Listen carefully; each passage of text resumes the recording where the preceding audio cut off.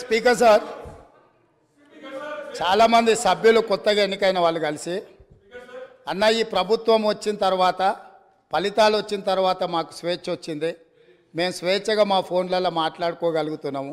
అంతకుముందు ప్రభుత్వంలో ఉన్న ఫేస్ టైంలోనో ఇతర ఇతర ఇతర యాప్స్లలో మేము మాట్లాడుకునే పరిస్థితి ఉంది. ఇవాళ మాకు స్వేచ్ఛ వచ్చిందని చెప్తున్నారు.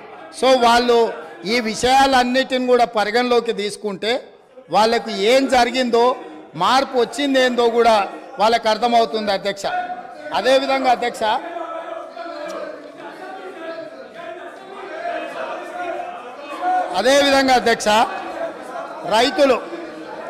రైతుల గురించి అధ్యక్ష,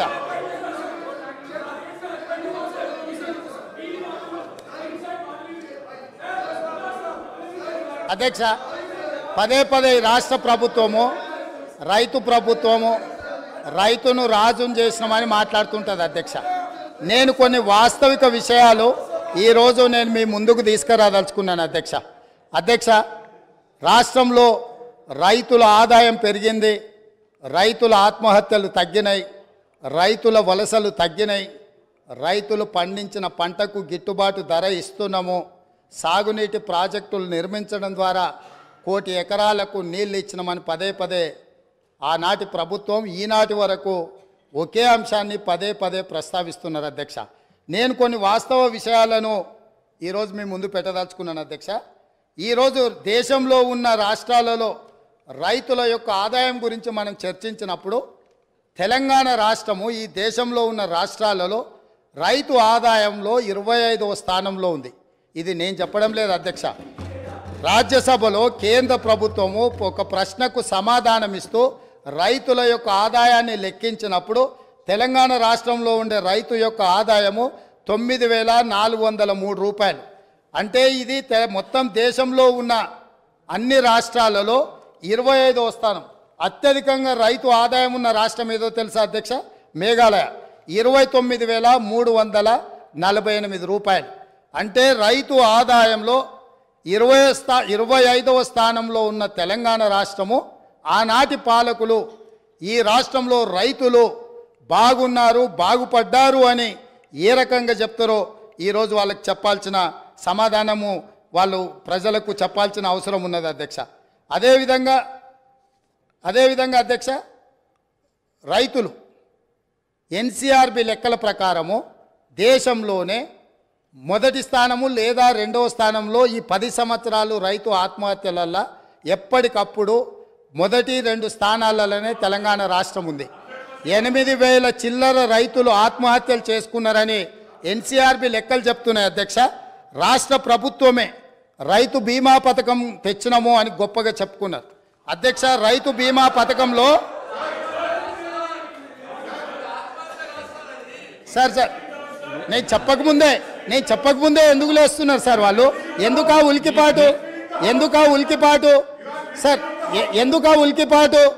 రాష్ట్ర ప్రభుత్వం తీసుకొచ్చిన రైతు బీమా పథకానికి సంబంధించిన నివేదిక 2018 ఆగస్టు నెలలో ప్రారంభించిన రైతు బీమా పథకంలో అర్హులు ఎవరో తెలుసా అధ్యక్ష?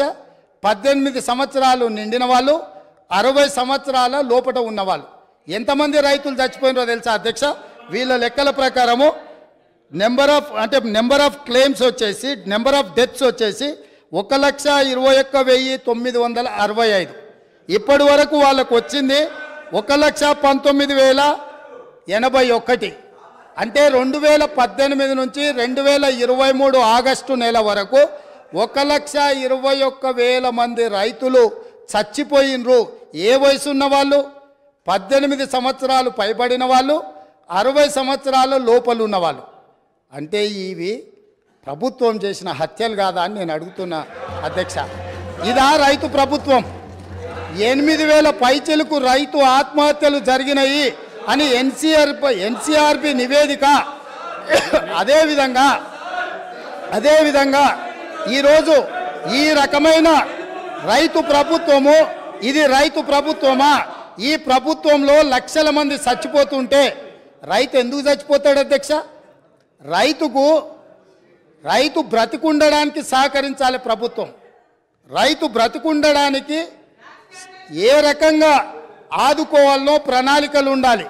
రైతు వేసిన ఇత్తనాలకు, ఎరువులకు, పంటకు రైతు బీమా పథకం పెడితే అకాల వర్షాలతోనో, కరువుతోనో, కాటకాలతోనో, చీడ పురుగులతోనో పంట నష్టం జరిగితే రైతు బీమా పథకం ఉంటే రైతు పెట్టిన పెట్టుబడి, పటాన్ల దగ్గరలో తెచ్చిన అప్పులు కట్టుకోవడానికి రైతు బీమా పథకము ఉండి ఆ నష్టపోయిన పంటకు రైతు పంటల బీమా పథకాన్ని పెట్టుంటే, రైతు పంటల బీమా పథకాన్ని పెట్టుంటే రైతులు చచ్చిపోయి ఉండేవాళ్ళు కాదు, రైతులు ఆత్మహత్యలు చేసుకొని ఉండేవాళ్ళు కాదు. కానీ ఆనాటి ప్రభుత్వంలో రైతుకు రాష్ట్ర ప్రభుత్వం నుంచి ఆ కుటుంబానికి సహాయం అందాలంటే రైతు చనిపోతే తప్ప 5 లక్షల రూపాయలు ఇవ్వమని రైతు చావుకు 5 లక్షలు వెలగట్టిన ఈ ప్రభుత్వం సిగ్గు లేకుండా ఇంకా మాట్లాడుతుందనంటే ఏం అర్థం చేసుకోవాలి అధ్యక్ష?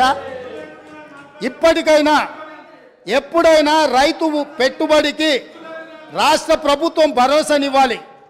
రైతు పంటలకు బీమా పథకం ఉండాలి తప్ప, రైతు బతకడానికి ప్రభుత్వం నుంచి హామీ ఉండాలి తప్ప, చనిపోయిన తర్వాత నువ్వు ఏమిచ్చినా ఆ కుటుంబంలో చనిపోయిన వ్యక్తి తిరిగి వస్తాడా అని నేను అడుగుతున్నాను అధ్యక్ష. అదేవిధంగా అధ్యక్ష,